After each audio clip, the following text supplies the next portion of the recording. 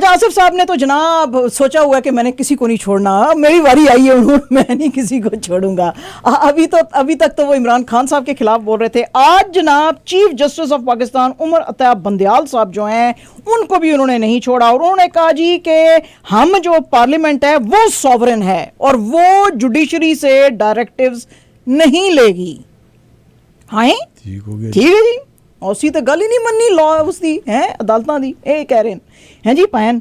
तो वो कह रहे हैं जी कि ये जो हमने 5 मेंबर जो सुप्रीम कोर्ट का बेंच बनाया था जिसमें कि हमने एक इंक्वायरी कमीशन बिठाई थी कि जो लीक ऑडियोज हैं ये जजेस के से जो इन्वॉल्व थी इसके ऊपर हम इंक्वायरी करना चाहते थे और जो सीजेपी हैं यानी कि चीफ जस्टिस ऑफ पाकिस्तान वो इसको काम ही नहीं करने दे रहा। तो पार्लियामेंट जो है उसकी अथॉरिटी को चीफ जस्टिस साहब कैसे चैलेंज कर सकते हैं और ये जो है हमारी रिट जो है उसको आपने चैलेंज किया है and that is under attack और हम जो है इसको काउंटर अटैक हम करेंगे।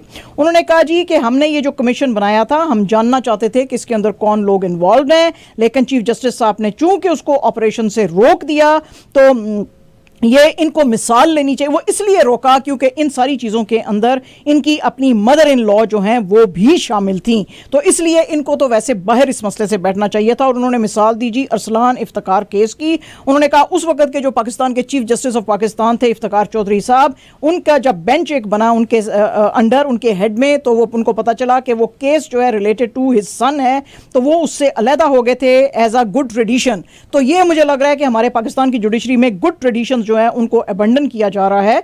And on supreme court practice and procedure bill 2023 हम चाहते थे कि एक 1 मैन शो जो है खत्म किया, वो जो सुओ मोटो ले लेते थे, वो कहते हैं जी हम 1 मैन शो खत्म करना चाहते थे ताकि जस्टिस के अंदर ट्रांसपेरेंसी आए और जो है इन्होंने वो भी नहीं, उसके ऊपर वो खुश हैं। तो हम वैसे तो जुडिशरी से कन्फ्रंटेशन नहीं चाहते लेकिन हम उनको बताना चाहते हैं कि जो पार्लियामेंट होती है वो सुप्रीम होती है और वो जुडिशरी जो है वो डिक्टेट हमें कुछ भी नहीं कर सकती थे। पायन फिर सुप्रीम कोर्ट ते अदालतां और भी थोड़ी पार्टी बारे भी बड़ा कुछ कहंदियां ने। थोड़ा जड़ा वो बीमार सी एक स्टाम्प पेपर थे कि जी मैं आ रहा हूँ पता नहीं 60 दिन में कि 70 डेज में कि मैं ठीक हो जाऊँगा, तो कैसे नालायक डॉक्टरों को वो दिखा रहे हैं। इंग्लैंड के डॉक्टर बहुत ही नालायक हैं जो अभी तक उनको ठीक ही नहीं कर सके जब तक वो वापस ही नहीं आए थे। ए फिर मतलब ए फिर तुसी मजाक कर रहे हो अदालतां दे नाल हैं जी सर, उनको वापस लेकर आओ ना आप। इसका मतलब आप कॉन्स्टेंटली झूठ बोल रहे हो। 2 दिन पहले शहबाज शरीफ और उनके बेटे के ऊपर केसेस थे तो फिर आपने जी उनको अपना प्राइम मिनिस्टर बना दिया। तो पाइन फिर तुसी तो कोई भी गल नहीं मान रहे। तो फिर आप अगर लॉ की सुप्रीमेसी और जस्टिस चाहते हैं तो फिर इन बातों का जवाब दें। आपके अपने लाहौर में जो इतने बंदे मारे गए थे हैं जी, जो सानिया मॉडल टाउन जिसको बोलते हैं, उसके ऊपर आप प्रोब नहीं आपने बिठाई तो उस पर आप नहीं बिठा रहे। तो साढ़े सागडार साहब को डील नहीं हो रही IMF के नाल, उस पर भी एक प्रोब बिठाओ भाई क्यों नहीं हो रही, वो क्यों इतने नालायक बने हुए हैं उनसे क्यों नहीं हो रही। तो भाईजान ये तो बहुत सारी बातें हैं। जरदारी साहब के ऊपर माशाल्लाह बहुत सारे एलिज्ड केसेस थे, उनके ऊपर एक प्रोब बिठाओ, उनके ऊपर भी एक कमीशन बिठाओ। बहरहाल जी कोई नहीं। अच्छा जनाब, PTI के जो लीडर्स हैं अली मोहम्मद खान और शहरयार अफरीदी जो हैं उनकी भी बदबख्तियाँ बेचारों की दोनों की रुक नहीं रही। उनको पहले छोड़ देते हैं, अदालत कहती है छोड़ दो, उनको फिर पुलिस पकड़ लेती है, फिर वो अदालत कहती है छोड़ दो, फिर इनको जी वही जो है under section 3 of maintenance of public order ordinance 1960 उसमें बार बार इनको पकड़ा जा रहा है। अदालत कहती है, इस्लामाबाद हाई कोर्ट के ऑर्डर्स आते हैं कि इनको छोड़ दिया जाए, लेकिन जैसे ये बाहर आते हैं इनको पुलिस ऑफिशियल्स जो हैं पकड़ के रावलपिंडी की जो अडयाला जेल है उसमें वो डाल देते हैं।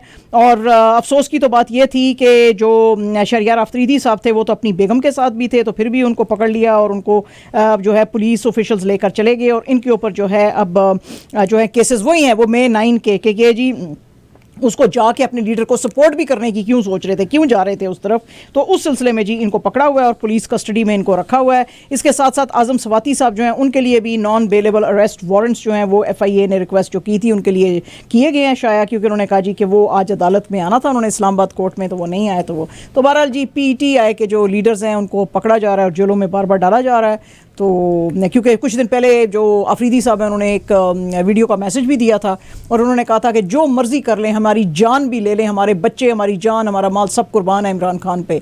पठान का बच्चा है, बड़ा सही पठान का बच्चा है तुम। तो उसने कहा था जी जो मेरे साथ करना है कर ले, मेरी औलाद, मेरी जान, मेरा सब कुछ निशावर है उसके ऊपर, इमरान खान के ऊपर। तो जितना मर्जी जुल्म कर लें मैं नहीं पीछे हटूँगा। तो पायन फिर तुसी you have to face the music फिर हैं जी ऐसे। अच्छा जनाब, इमरान खान साहब जो हैं आज 2 डिफरेंट अदालतों में थे। पहले तो वो गए हैं जो एंटी टेररिज्म कोर्ट है, उसमें 3 केसेस जो उनके ऊपर थे लाहौर हाई कोर्ट में, और अगेन रिलेटेड टू May 9, और इनको कहा गया था जी कि इनको अरेस्ट किया जाए।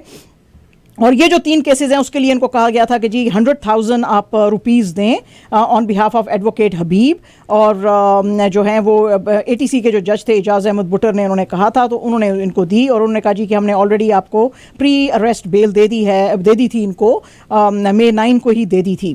अच्छा, उसके बाद जो है इनको कहा गया कि अब देख दूसरा केस है आपके जो alleged murder of PTI worker जिले शाह है, उसके लिए फिर इनको जो है लाहौर हाई कोर्ट में दूसरी जगह जाना पड़ा। वहाँ पर भी इनको कहा गया था कि वैसे प्री अरेस्ट बेल तो इनको मिल गई थी जून 2 के लिए तक, लेकिन फिर भी उनको कहा जी कि वहाँ पे आपको हाजिर होना है।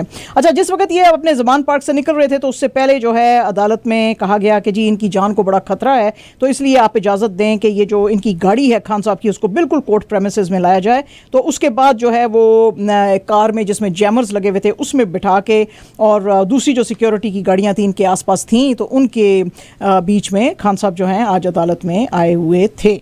ऐसे है।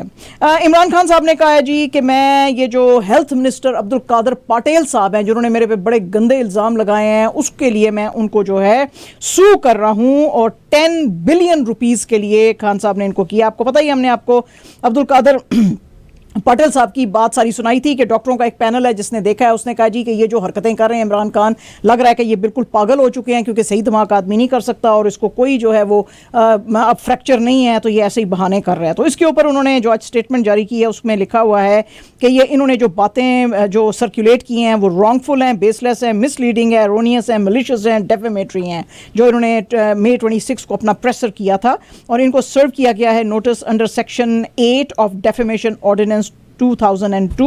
और उन्होंने कहा जी कि मुझे ये पैसे नहीं चाहिए, ये जो 10 बिलियन का मैंने इनको कहा, अगर ये केस हारेंगे तो ये सारे का सारा पैसा Shaukat Khanum memorial cancer hospital जो है उसके अंदर जाएगा। Chief justice of Pakistan Umar Atiya Bandial साहब ने कहा है जी कि अगर आपको इंडिपेंडेंस ऑफ जुडिशरी उसका आप चाहते हैं कि इस मुल्क में अपहोल्ड किया जाए, तो फिर आपको जो है कोर्ट्स के फैसले जो है वो मानने पड़ेंगे। ये जो चीज़ें हैं इस तरह से नहीं चल सकती कि आप सीक्रेटली चीज़ें जो हैं वो करना शुरू कर दें। 3 मेंबर का जो इनका बेंच है जिसको ये हेड करते हैं, उसमें जस्टिसेस एजाजुल एहसन और मुनीब अख्तर भी हैं, और ये ECP election commission of Pakistan का केस सुन रहे थे जिसमें कि इनको कहा गया था कि जी May 14 को आप पोल्स कराएंगे पंजाब में और उसके बाद फिर आप आगे जाएंगे। तो उन्होंने कहा जी कि गवर्नमेंट ने इसको बाईपास पास किया है इनके ऑफिस को, और बल्कि ये कह दिया है कि जी एक इंक्वायरी कमीशन बिठाई जाए ऑडियो लीक्स पे, तो चीज़ें इस तरह से नहीं चलती। इन्होंने बताया जो अटॉर्नी जनरल हैं पाकिस्तान के मंसूर अवान साहब के, आप जो हैं इन सब चीज़ों को आगे लेके जाने के लिए सीक्रेट मीटिंग्स नहीं आप कर सकते हैं और सीक्रेटली कोई चीज़ें नहीं कर सकते हैं। तो अगर आप समझते हैं कि मैं CJP हूँ तो फिर आपको ये, और मैं जो हूँ, तो आपको ये रियलिटी जो है आपको एक्सेप्ट करनी पड़ेगी, और जितनी जल्दी आप कर लेंगे आपके लिए अच्छा होगा। चाहे मैं जैसे भी आया हूँ, इस वक्त मैं चीफ जस्टिस ऑफ पाकिस्तान हूँ। तो इससे पहले जो है अटॉर्नी जनरल साहब ने इनको कहा था कि under supreme court review of judgment and orders act 2023 जो है उसके ऊपर प्रेसिडेंट साहब ने साइन कर दिया है, और उसको अब जो है आगे बढ़ाया जाएगा। अलबत्ता चीफ जस्टिस ऑफ पाकिस्तान जो थे इन चीज़ों पे ज़्यादा खुश नहीं थे, और उन्होंने कहा कि इस मुल्क के अंदर अगर इंडिपेंडेंट जुडिशरी आप चाहते हैं तो फिर कोर्ट के ऑर्डर्स को मानना शुरू करें। पाइन व्हाट इज दिस, ये क्या हो रहा है माजिद भाई? अच्छा जी, अवर बाजी इज बैक। बाजी आपको पता ही है, कंगना रनावत साहिबा जो हैं उन्होंने आज फिर से बयान सामने आ गए। बड़े दिनों से ये खामोश बैठी हुई थी, अलबत्ता आज जो है कंगना रनावत से रानी गया सामने आ गई हैं जी। ये कब सामने आई? ये उस वक्त सामने आई कि प्रियंका चोपड़ा ने एक अपना इंस्टाग्राम स्टोरीज पे छोटा सा वीडियो डाला था जिसमें कि उन्होंने कहा था जी कि मुझे कभी भी जितनी मेल एक्टर्स को तनख्वाह मिलती थी मुझे कभी भी नहीं मिली, हालांकि मैं 60 फिल्म्स में तकरीबन जो है काम कर चुकी थी, और मैंने बड़ी दफ़ा कहा कि भाई जितना आप मेल्स को देते हैं उतना ही मुझे दें। उसके ऊपर बात करते हुए कंगना रनावत ने कहा जी कि बिल्कुल वो ठीक कह रही है, but I was the first woman in India and Bollywood जिसने कि ये रेज किया था जो इशू है। और जैसे कि प्रियंका चोपड़ा साहिबा कह रही हैं कि मुझे 10% ऑफ द मेल एक्टर्स जो है वो सैलरी दी जाती थी या जो कॉम्पनसेशन दी जाती थी, तो मैं जो है आपको बता सकती हूँ कि ये बिल्कुल ठीक है। और बहुत सारी जो ए लिस्ट एक्ट्रेसेस हैं हमारी फिल्म इंडस्ट्री में, वो तो कभी कभी बड़ी फिल्मों में सिर्फ रोल लेने के लिए फ्री काम कर लेती हैं, क्योंकि उनको पता है कि वो अगर उनको ये काम ना मिला तो ये किसी और एक्ट्रेस के पास चला जाएगा। और फिल्म इतनी बड़ी होती है कि वो फेम के लिए ये काम कर लेती हैं और फिर बड़े बड़े आर्टिकल्स मीडिया में लिखती हैं और कहती हैं, oh I am highest paid, this is such a joke. ये है। और जनाब हमारे राहत फ़तेह अली खान साहब, उस्ताद राहत फ़तेह अली खान साहब, जो कि आजकल अमेरिका में कॉन्सर्ट्स कर रहे हैं। आपको पता ही है कि डेथ एनिवर्सरी थी, फर्स्ट डेथ एनिवर्सरी थी सिद्धू मूसेवाले की कल, तो उनको ये ट्रिब्यूट पेश कर रहे थे। और उस मौके पे इन्होंने अनाउंसमेंट की कि अब जो मैं गाना आपको सुनाऊंगा वो मैं डेडिकेट कर रहा हूं सिद्धू मूसेवाले को। तो जब इन्होंने ये अनाउंस किया तो वहां पे बेतहाशा लोग खड़े होकर उन्होंने इनके लिए जो है वो तालियां बजाई और इन्होंने अपनी जो कवाली गाई उसको डेडिकेट किया सिद्धू मूसेवाले को। और उसके बाद उन्होंने गाना गाया, अखियां उडीक दियां दिल वजह मार जा, आजा परदेसिया वास्ता ही प्यार दा। तो लोग बड़े खुश हुए। उन्होंने कहा जी मैं ये गाना उनको डेडिकेट करता हूँ। इंडियन एक्सप्रेस में जनाब एक इंटरव्यू छपा है मनोज बाजपेयी साहब का, आपको पता ही है बहुत ही ज़बरदस्त स्टार है। मैं उनसे मिली थी यहाँ पे टोरंटो में, मैंने उनका एक इंटरव्यू भी किया था। तो बड़ी ज़बरदस्त पर्सनालिटी हैं। तो personality means he is a great actor. अगर आपने उनकी फिल्में देखी हैं जैसे कि सत्या और गैंग्स ऑफ वसेपुर वगैरह, मैंने तो देखी हैं, आप ज़रूर देखें। अलीगढ़ ज़रा आपको बोरिंग लग सकती है but it's a beautiful film. तो वो कहते हैं जी कि अभी जो उनकी फिल्म आई है सिर्फ एक बंदा काफ़ी है, उसको बड़ा मैंने देखी नहीं है अभी तक वो, लेकिन उसको सुना है कि बहुत ज़्यादा पसंद किया जा रहा है। तो वो कहते हैं जी कि जिस वक्त मैं फिल्म इंडस्ट्री में आया तो जो कास्टिंग असिस्टेंट्स होते थे उन्होंने मुझे कहा अपनी तूने शक्ल देखी है, ना तू हीरो लगता है ना तू विलन लगता है। तो मैं उनको कहता था मुझे जो है हीरो का कोई मतलब है छोटा ही ले लो। कहते हैं वो छोटा भी नहीं ले सकते, हीरो का फ्रेंड भी नहीं ले सकते, विलन का छोटा नहीं ले सकते, अपनी शक्ल देख जो है। तो वो कहते हैं जी कि वो जो मुझे ख्याल था कि मैं शायद बहुत बड़ा स्टार बन सकता हूं, वो ख्याल पहले शुरू के दिनों में ही मेरे दिल से निकल गया और मुझे समझ में आ गई थी कि मुझे बहुत ज़्यादा बिग होप्स नहीं रखने चाहिए बड़ा स्टार बनने के लिए। तो मुझे जो है जो मेन स्ट्रीम की फिल्म्स नहीं, जो कि नॉन ट्रेडिशनल फिल्म्स हैं, मैं उन्हीं में काम करूंगा तो मैं कामयाब होऊंगा। तो कहते हैं फिर मैंने वही रास्ता जो है वो फॉलो किया। How mean is that Majid भाई? It is bad. कैसे आप किसी के मुंह पे कह रहे हैं तू बड़ा बदशक्ल है, तू हीरो नहीं बन सकता, तू भाई विलन तो आजकल इतनी इतनी पैड़ी शक्लों के हैं, तो ये तो अच्छा भला विलन बन सकता था। बहरहाल एनीवेज, अच्छा जनाब नोवाक जोकोविच और कार्लोस अल्कराज जो हैं वो अब सेकंड राउंड में पहुंच गए हैं फ्रेंच ओपन के। जोकोविच साहब जो हैं वो अब कोशिश कर रहे हैं कि 23rd ग्रैंड स्लैम टाइटल जो है वो जीते। उन्होंने डिफीट किया था फर्स्ट राउंड में अलेक्जेंडर कोवेसविच को और अब जो हैं वो जाएंगे सेकंड उसके अंदर राउंड में पहुंच गए हैं। तो इसी तरह जो है अल्कराज उन्होंने भी जो है बीट किया। अल्कराज वैसे आजकल जो है टॉप सीड है। If you are thinking Novak is no वो नहीं, व्हाट अ प्लेयर, हाँ अमेजिंग, हाँ तो अल्कराज जो है वो उसकी भी बड़ी होप्स हैं। उन्होंने डिफीट किया था फ्लैवियो कोबोली को, लेकिन वो सोचते हैं कि वो शायद जीत सकते हैं क्योंकि इस दफा हमने आपको बताया था कि राफेल नडाल जो हैं वो हिस्सा नहीं ले रहे हैं। तो इसलिए वो सोचते हैं कि शायद वो नोवाक जोकोविच को भी हरा के आगे जा सकते हैं। बहरहाल इनका बड़ा अनबीटन रिकॉर्ड है ये मेजर्स को जीतने का सिंस 2006। तो फिर अब देखेंगे क्या होता है, फायरवर्क्स होंगे इस दफा। एंड जी good news for Pakistan, Pakistan ने क्वालिफाई किया है for junior hockey world cup के लिए और अब जो सेमीफाइनल्स हैं उसमें इनका मुकाबला जो है होएगा मलेशिया के against on May 31st which is tomorrow. और ये जो on going hockey Asia cup चल रहा है 2023 ओमान के अंदर, उसमें इन्होंने जापान को 3-2 से डिफीट किया था और बड़ा ही क्रूशल ये मैच था। अब्दुल वहाब ने 2 गोल्स बनाए थे और अरबाज अहमद ने 1 बनाया था। और जब ये 2 गोल्स बनाए तो जापान ने भी 2 बना दिए थे। फिर अरबाज अहमद ने जो आखिरी बनाया उसकी वजह से ये मैच सलाला के अंदर जीत गए और अब ये चले गए हैं सेमीफाइनल्स में।